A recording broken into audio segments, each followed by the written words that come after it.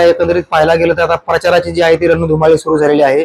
बीड जिल्ह्यामध्ये एकूण 6 विधानसभा मतदारसंघ आहेत, त्यापैकी गेवराई विधानसभा मतदारसंघ आणि याच मतदारसंघामध्ये आता महायुती असेल, महाविकास आघाडी असेल किंवा मग तिसरी आघाडी असेल, जे की स्वराज्य पक्षाचे प्रमुख संभाजीराजे असतील, बच्चूभाऊ कडू असतील आणि राजू शेट्टी असतील, यांनी देखील आता गेवराई विधानसभा मतदारसंघामध्ये उमेदवार दिलेला आहे। उमेदवार म्हटलं तर पूजा मोरे, ज्या की स्वाभिमानी शेतकरी संघटनेमध्ये त्यांनी काम केलेलं आहे। दुसरीकडे शरदचंद्र पवार यांच्या राष्ट्रवादीमध्ये देखील त्यांनी काम केलेलं आहे।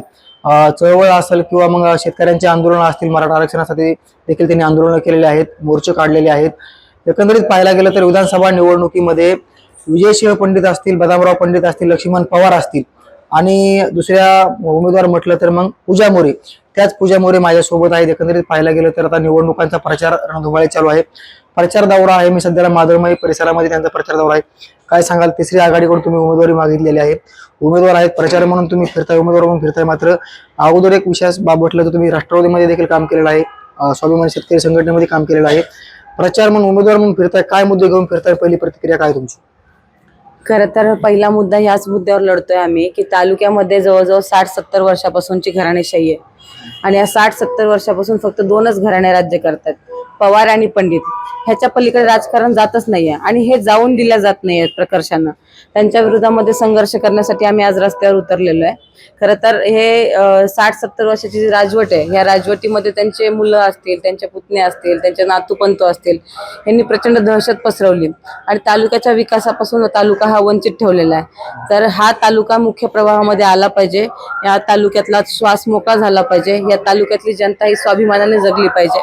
कारण की आज परिस्थिती अशी आहे की मोठ्याचा घरचा मुलगा गावामध्ये आला आणि तो अगदी 20-22 वर्षाचा असला तरी तालुक्यामधली 60-70 वर्षाचा म्हातारा सुद्धा त्यांचे पाय पडतो। ते बाबा त्यांचे पाय ज्यावेळेस पडतात त्यावेळेस मला त्यांच्यामध्ये माझा बाप दिसतो आणि मला त्याचं दुःख वाटतं की एवढी लाचारी प्रस्थापितांच्या विरोधामध्ये काम करावी।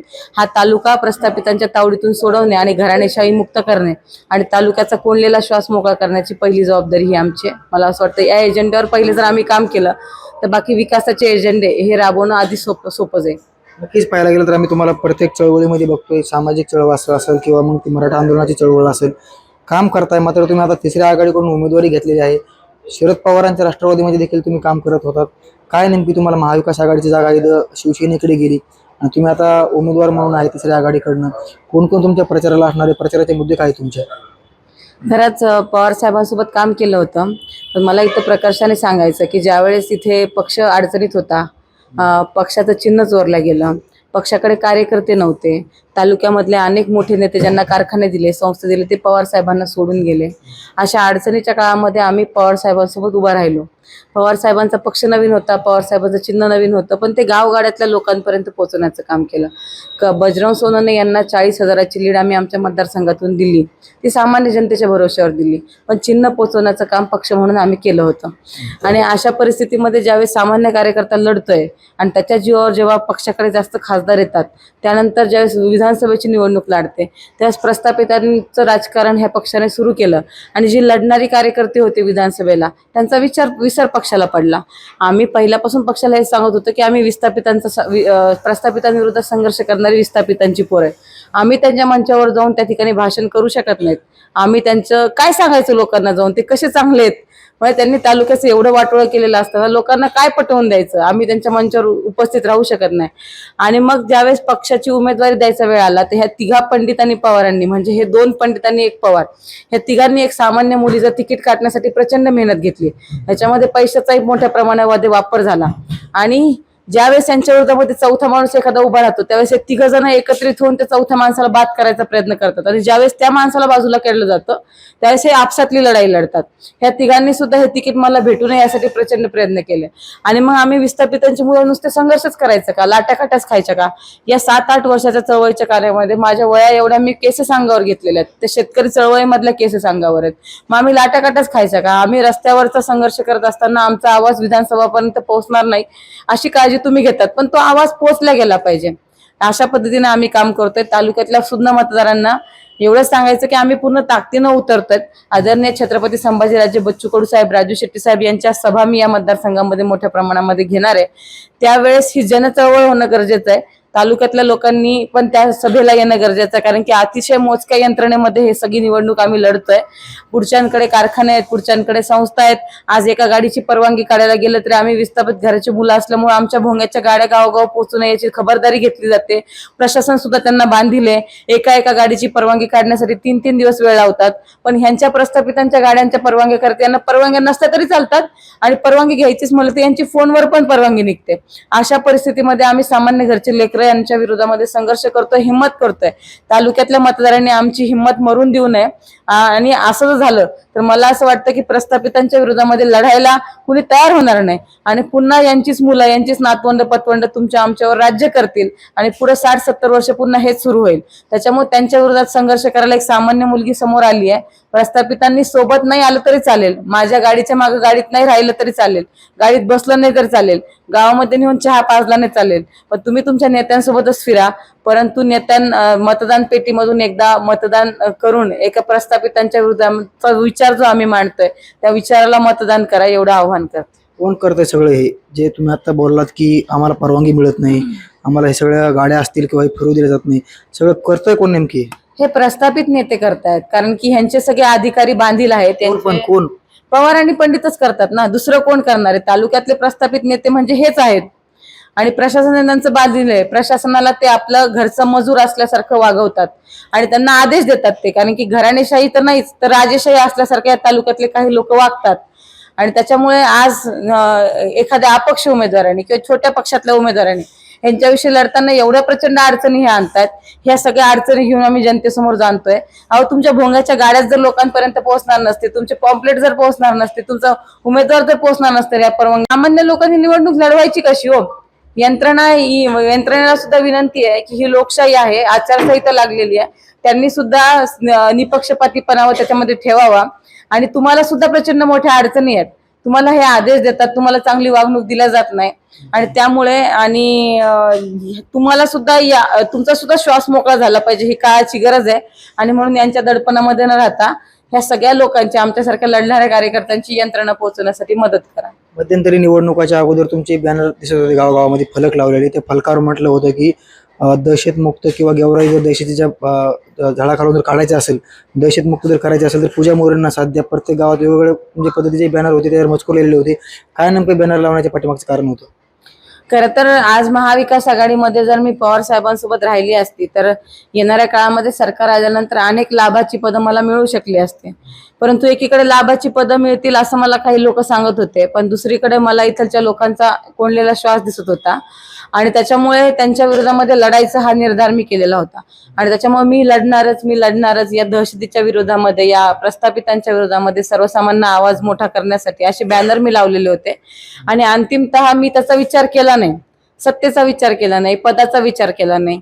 ज्यावेळेस शिवसेनेमध्ये काम करत होते त्यावेळेस पक्ष अडचणीत असताना करत होते, स्वाभिमानी शेतकरी संघटनेमध्ये काम करत होते, सदाभाऊ खोत सोडून गेले होते त्यावेळेस अडचणीच्या काळात त्यांच्यासोबत राहिले, पवार साहेबांच्या सोबतही अडचणीच्या काळामध्ये राहिले.